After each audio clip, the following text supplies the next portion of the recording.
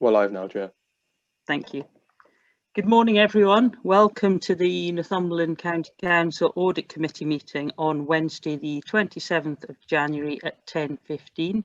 If I can remind members to keep on mute until such point as they raise their hand to speak. Welcome to any members of the rest of the council or public who are tuning in. Welcome also to Councillor Scott Dickinson, who's a new member of our committee, so welcome to Scott.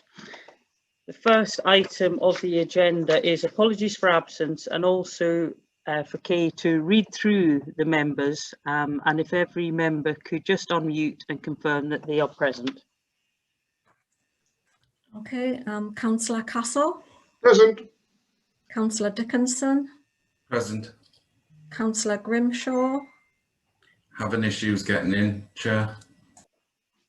Councillor Hill. Present. Councillor Purvis. Councillor Rickaby.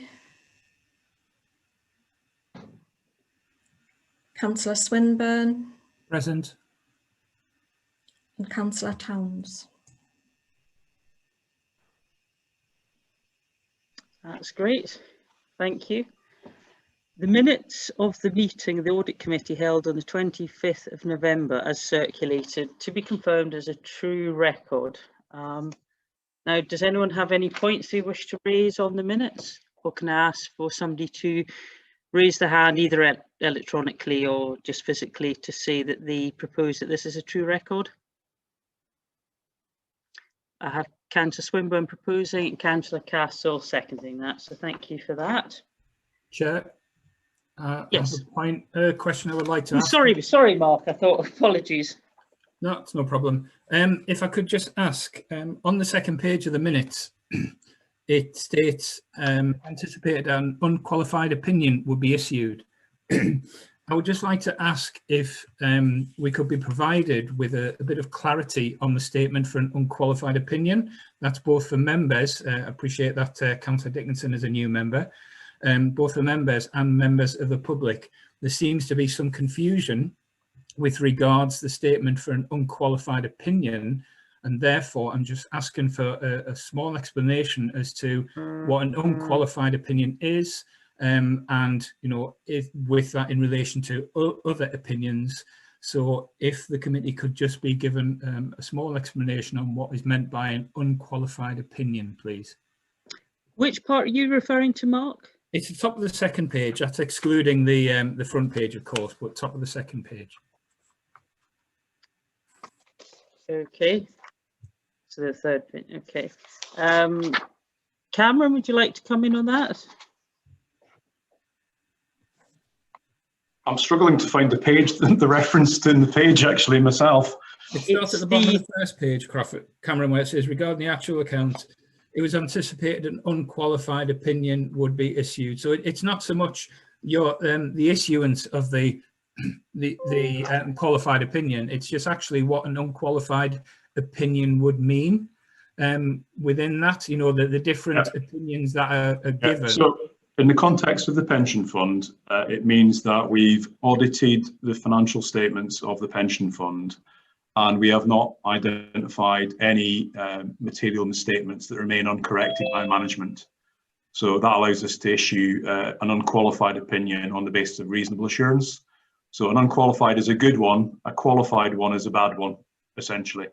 So a qualified one is where we've not been able to obtain that assurance. So for the pension fund, we've broadly completed the work. I was going to give you an update on this on the progress report later in the agenda, but we broadly completed the work. Once we've completed the work of the County Council's core statements, we'll be in a position to issue the audit report and the pension fund separately, because there are two separate audit reports this year. So it's a good news story rather than a bad news story, if that makes sense. And that's just what I needed a bit of clarification on, you know, for anyone watching, that an unqualified is not a failed opinion by any means, because there seems to be some confusion among, you know, general members of the public that this statement of an unqualified opinion is a failure. And I just I was going to save you all from the normal external audit joke. It's about the only one I ever tell, which is external audit is the only profession where unqualified is a good thing. Right. Thank you for that. Appreciate it. Great, that's helpful. And Mark, are you happy to propose those minutes otherwise? Councillor Castle? I am, yes. That's great. Okay, thank you very much. Item 3 on the agenda is the disclosure of members' interest. This is when members declare any pecuniary or personal or any other interest that they think would compromise their impartiality. Is there any declarations of interest from anyone at all? Thank you. Councillor Castle? Chair, there is mention of various loans at page 16 of Annex B, if I recall, which lists a number of bodies that the council has loaned money to. I'm on the board of the Annex Playhouse and the Annex Youth Hostel, just to declare that fact, which has been previously declared as an interest to council, but just to make it clear that I am on the board of those two bodies to which the council has loaned money. Okay, thank you. Great, thank you, Gordon. Does anyone else have anything to declare? No? Okay. Item 4 on the agenda is the report of the external auditor, Mazars. We have audit progress report, which is your Appendix A, and I'll pass over to Cameron and Jim. There's not, well, actually that's not true. So we have made good progress in the pension fund, as we reported at the last meeting. So if you remember, Chair, we presented the audit completion report on the pension fund at that point. And we gave you a verbal update on the things that were outstanding at the point we issued the report. So the pension fund audit, as it stands, is broadly complete. We have issued the required letters to the auditors of the National Park Authority, to Active Northumberland, which is ourselves. And while this might sound slightly odd, I do have to write to myself as the auditor of the County Council formally, confirm that I've got the assurance from the pension fund that I require. So that's been issued as well.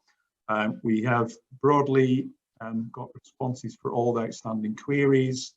We're in a position where once we finish the audit of the County Council, which I'll come on to next, we'll be able to sign off the audit of the pension fund with, as I've explained already, an unqualified opinion, which is a good result. If you recall, Chair, you'll remember that because of the pandemic, we have to do extra work around about level 3 unquoted investments. But given the nature of the investments held by the pension fund, we did not feel the need for a separate paragraph to explain the potential market uncertainty in that area. However, we are proposing an extra paragraph that just explains the fact on the 1st of April 2020, the Northumberland Pension Fund merged with Tyne and Wear Pension Fund. So that's not a qualification. It is an emphasis matter paragraph, which is different. On the County Council, we have been making pretty good progress. We have identified some errors that will either need to be corrected or will need a management representation, mainly around about disclosures and other bits and pieces. We have got one significant query at the moment around about the valuation of the waste to energy plant. I wanted to say energy to waste plant, which would make no sense whatsoever when you think about it, but the waste to energy plant, which looks slightly out of sync with what we experience at other clients that have got similar facilities. We don't think there's anything odd about it beyond the valuation methodology that's been employed. So that's something we're discussing with Chris and Alison Elston around about that treatment and the proposed way forward. That's the main issue that's coming out of the audit of the opinion as it stands at the moment. There are other bits and pieces that will need to be amended as a part of the audit. We have identified a few things that will probably result in prior period adjustments as well, where we think things were probably not quite right last year either.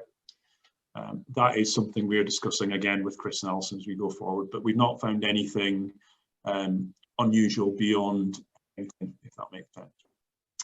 The VFM, we are broadly completed the work around about one of the risks, which is around about financial sustainability of the County Council. I note that we've got the going concern assessment to the Audit Committee on today's agenda, which is a key piece of that evidence. We will be considering the position in relation to advance later in the agenda, so I won't cover that. And on top of that, in terms of the issues raised by EY last year, We're working our way through those, some of which we feel the County Council have addressed. Others we are still gathering evidence. And then there are some other areas which I think the committee is aware of, where things are ongoing internally within the County Council. We're waiting for a conclusion of those matters before deciding on the impact on our responsibilities. Beyond that, it's unusual to be talking about 2021 when we're still talking about 1920, but that's the case for a significant number of audits across the country this year. The committee is probably aware that around about 55% of local authority audits were late last year, for various reasons, but mainly pandemic related, I think. But we will nevertheless continue on with planning the 2021 audit to get the audit plan effectively to the earliest possible audit committee, if that makes sense. Key thing on pages 5 through 6 on a report is that the VFM approach is fundamentally changed for 2021, where it moves away from a binary qualified unqualified more to narrative reporting with recommendations and a different form of report at the end of the process. I propose, Chair, that maybe for the next audit committee we just go through maybe 10 slides just to say out in a little bit more detail for the committee what those key changes are, rather than go through it in detail today. You've got quite a busy agenda, I think. The rest of the report is some national publications, which you may have some questions on, you may not. One thing I would like to draw to your attention is that the committee will be aware that Sir Tony Redmond issued a report around about the local government external audit market last year. MHCLG published their response to that report late last year, which contained a number of key factors. The most pertinent one, I think, is around about the deadlines for this year, which have been moved back to September. So I say move back, you could say it's moved forward from November to September, but in reality, this year was just an amendment from July to November. So rather than have another July deadline for this year or next year, there's a recognition, I think, that that's going to be pretty difficult to deliver with a significant number of late audits again. So the September deadline applies. My gut feeling is if you've got 55% of audits late at November 2020, aiming for September this year is going to be a big ask for a lot of places, but we'll see. I'm not going to prejudge that before we're a bit further into the audit process. So beyond that, Chair, I'm more than happy to answer any questions you or any of your colleagues in the committee have. Great, thank you very much, Cameron, for that. Does anyone have any questions that they want to raise their electronic hand? Any questions for Cameron? I mean, this is obviously a update report, so we've received that. We don't have any decisions, and certainly if anyone has any objection, please raise their hands, but I'm sure everyone would agree with me, we'd be very keen to get that presentation as you suggested at the next meeting. So thank you very much indeed. Item 5 is the reports of the Executive Director of Finance and Section 151 Officer. A Treasury Management Strategy Statement for the financial year 21 to 22, and that is your Appendix B, and I believe we have Chris. Yes, thanks, Chair. We also have Andy Stewart as well to help a little bit later on as well. So this report is a collection of documents that are part of the budget proposals for next financial year. So these will be put before full council for approval in February. But this report gives an opportunity for the committee to review those in advance. So we have the Treasury Management Strategy, which includes the Treasury Management Policy Statement, the Annual Investment Strategy, the Borrowing Strategy, the Prudential Indicators, and the MRP, the Minimum Revenue Provision Policy, and the Capital Strategy. And I'll just ask Andy to take the committee through the key issues of those documents, and then we'll both be happy to take any questions. Thank you, Chris, and thank you, Chair. Yeah, just following on from what Chris has outlined there, the document contains the borrowing investment strategy for the year ahead. And just to highlight that these are influenced by the economic outlook and prospect for interest rates, and they are contained within the document within section 3 on page 6, and a bit more detail in Appendix 1. In terms of the borrowing strategy for the year ahead, that's contained in section 4 of the report on pages 11 and 12. The key points to note really in terms of the borrowing strategy, Paragraph 4.3 highlights that given the market conditions, it's proposed to continue with the ongoing strategy to utilise investments in lieu of external borrowing. In that respect, we intend to utilise 165.1 million of investment balances in the short term for these purposes. However, the bottom of page 11 and the top of page 12 highlights that there's still a borrowing requirement for 21-22 to the tune of 185 million to fund the capital programme. And I think given the market conditions that are set out in the report, we anticipate that this borrowing requirement will mainly be fulfilled by borrowing short term. The reason for this is because the interest rates in the short term are particularly attractive at present. But also what we'll continue to do is scour the market and look for any deals in the medium to longer term where, you know, there's value for money in that. Moving on to the investment strategy for 21-22, which is covered in section 5 of the report on pages 13 to 17. Paragraph 5.2 on page 13 highlights that the bank rate of 0.1% is unlikely to change for quite some time. It's therefore anticipated and reflected in our budget figures that the investment returns will actually remain low for the foreseeable future. And as I just mentioned, obviously with this sort of economic outlook, our proposal is to continue with using these investment balances, 165.1 million in lieu of external borrowing. But despite this, we still anticipate that we'll need to make some investments in the coming year. And just to highlight again to members that, you know, our policy in terms of these investments is to you know, ensure that those funds are protected and also make sure that there's sufficient liquid funds available to meet our commitments before we maximise any returns that we can achieve. And in terms of investing those balances, we invest them in line with the counterparty policy, which is attached to Appendix 2. And just to highlight, there's no proposed changes to the counterparty policy. Moving on to Appendix 3, this details the Treasury management practices. The practices and processes enable us to deliver the Treasury management function in a manner that minimises risk, protects capital, and ensures that there's sufficient liquid funds to meet those commitments. And again, there's no proposed changes to these practices. The Council's proposed Treasury prudential indicators for the period 21 to 24 are also contained in Appendix 4. These indicators are designed to ensure the Council's capital plans are prudent, affordable and sustainable. And again, as Chris highlighted, these prudential indicators are submitted to Council annually along with the budget report for approval. And just one final point to finish, the report also covers the policy for the repayment of debt. This is our MRP policy and is contained in Appendix 5. And again, just to highlight that this policy is again unchanged and again is submitted to County Council along with the budget report in February for approval. And that's all, Chair, and happy to take any questions that members may have. Thank you very much, Chris, and thank you, Andy. Does any member have any question on this? You raise your electronic hand. Okay. Well, thank you very much for that report. If members could look on page 1, just to familiarise themselves with the recommendations. And the recommendations are that we consider the report and recommend that the County Council approve the Treasury Management Strategy Statement, which includes the Treasury Management Policy Statement, the Annual Investment Strategy and Borrowing Strategy for the financial year 21-22.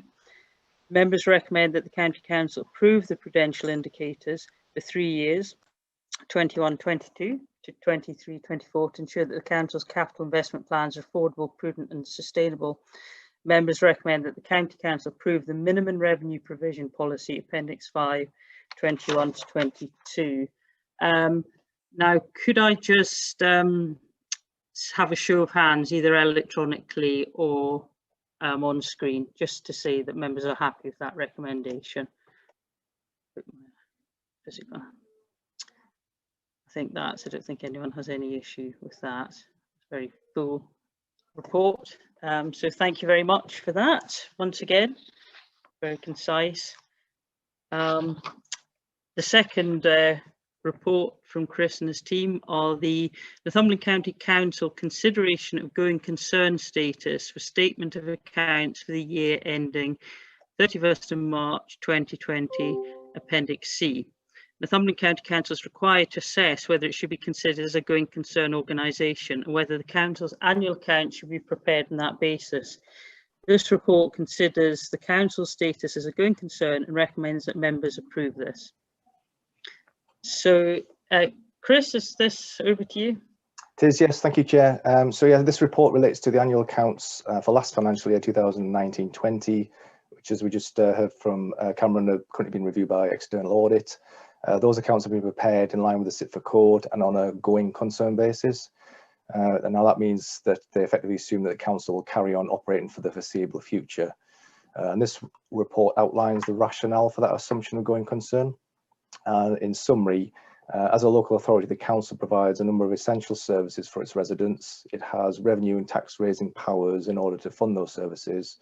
The council has a balanced budget and MTFP, which recognises and addresses any cost pressures, and it has a strong financial track record historically of identifying and delivering efficiency savings. And the council has prudent levels of reserves, which are attached to the report as Appendix A, which should enable it to withstand any unexpected events. And whilst COVID-19 has certainly had a significant impact upon the council, both financially and operationally, it has continued to deliver all the services throughout the pandemic, and it's received significant additional financial support from central government, which was announced in the CSR just recently to continue to next financial year too. So on the basis of those summary headlines, it's recommended the council be considered a going concern, but happy to take any questions. Chris, can I just ask for any members of the public watching or any people not familiar with the audit process, this would seem on the face of it, we asked to vote whether we dissolve the council. I mean, this is just something that is part of something that we are, as part of the process to just confirm that we are a going concern on the basis that you outlined.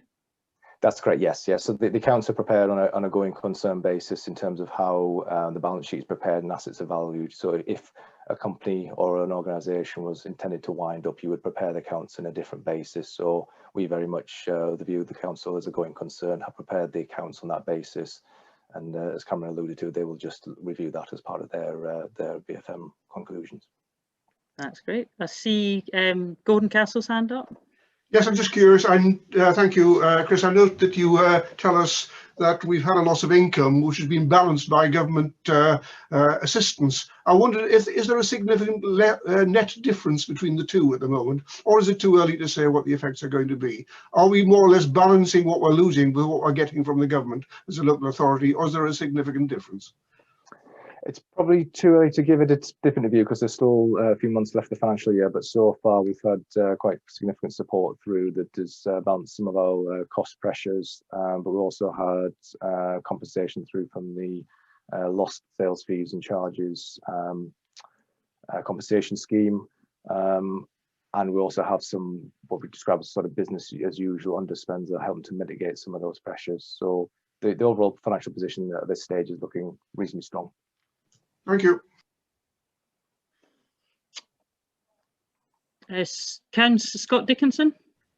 Hi, thanks, Chair. Just in terms of the point that Councillor Castle's just asked for some indication on, when will those figures be available, Chris? Because it'd be helpful to know whether it was actually a full hole plugged or whether there is going to be a financial difference between what the government's allocated and what we've lost in terms of the income for the council. As alluded to, Councillor Dickinson, we won't actually know to the end of the financial year until we know obviously what pressures have materialised over the year and what the final position is in terms of funding support. We report it on a monthly basis through to MHCLG, and it's the current position is updated on a forecast basis in the monitoring reports to Cabinet, so that the next quarterly one will be brought for the December position next month, I believe. Okay. Nick Oliver. Thank you, Chair. Yeah, it's probably just worth saying that I mean, it is likely that the funding from government will be lower than the extra costs, but that's also been offset by lower costs in other areas. So we've lost income and we've had higher costs in some areas delivering adult social care, PPE equipment, and so on. But in other areas, there's costs have fallen. And we had a report to informal cabinet on Tuesday, which is the sort of monthly outturn report, and that's showing that we are on track to come in basically with a bit of an underspend, a very small underspend at the end of the year. Obviously, there are still 2 months to go, so much can change, but it is looking very positive.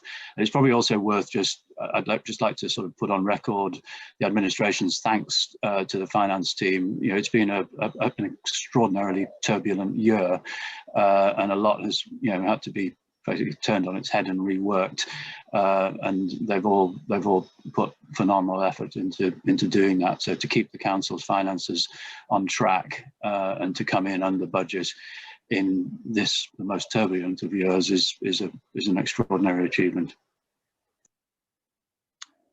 Thank you, Nick. Does anyone else have any questions on that?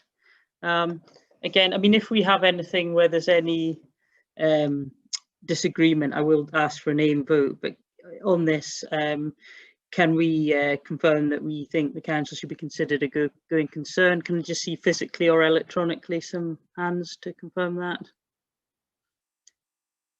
That's great. Many thanks.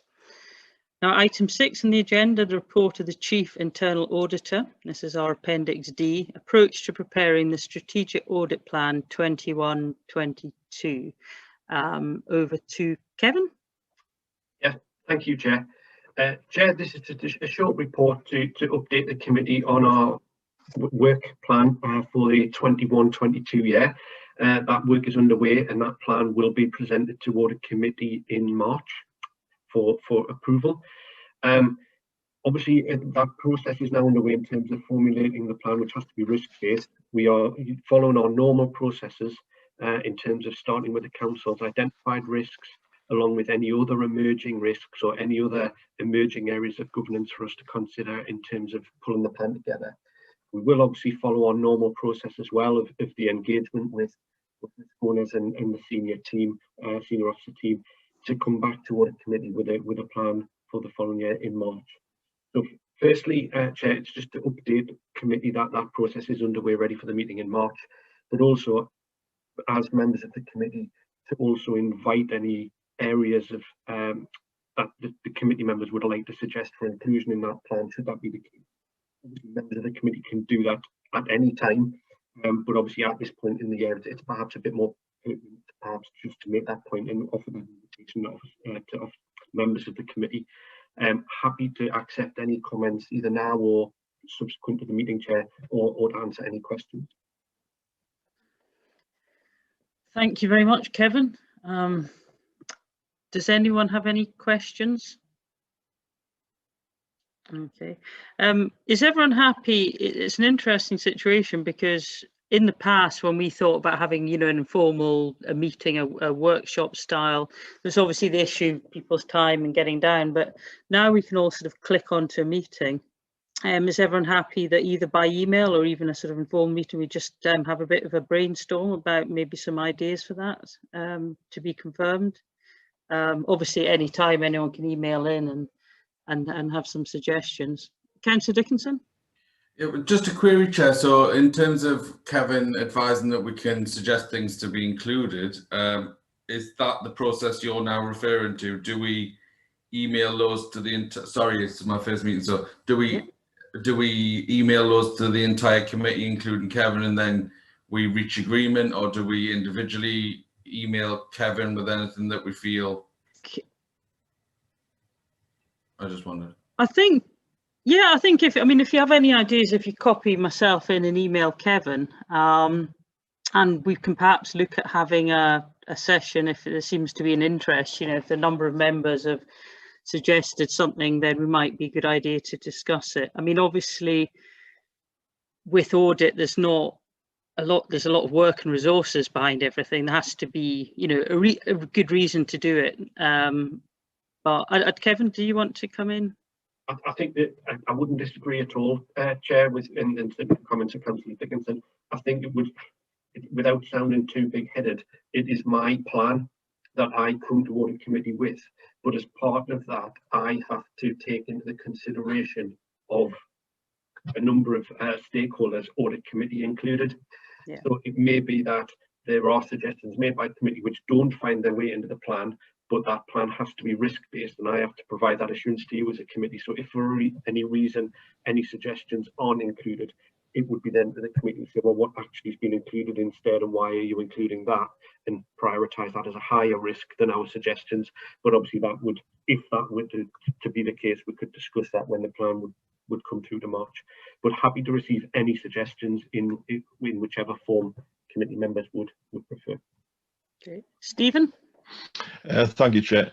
Notwithstanding sending any sort of round robin emails with suggestions on them, I personally would welcome a short Zoom meeting with Kevin once we've got some meat on the bones of what the plan's actually going to look like.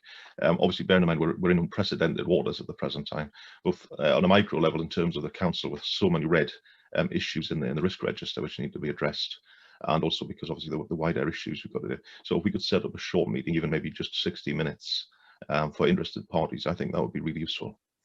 Great, excellent. Yeah, I agree. If we'll set this up before, obviously ahead of the March meeting, we have a session like that, and obviously any members without obligation, they can just say I can't make it, but here's some suggestions from me, that's fine. But everyone will be invited to that meeting. So thank you for that suggestion.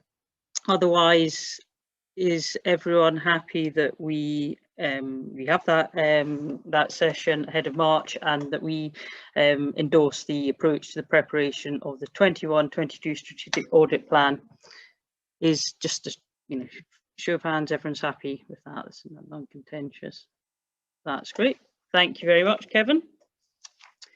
Now we move to urgent business, if any. To consider any such business should be considered as a matter of urgency. There's no matter that's been raised to me that won't come up later on in the meeting. Sorry, Councillor Grimshaw.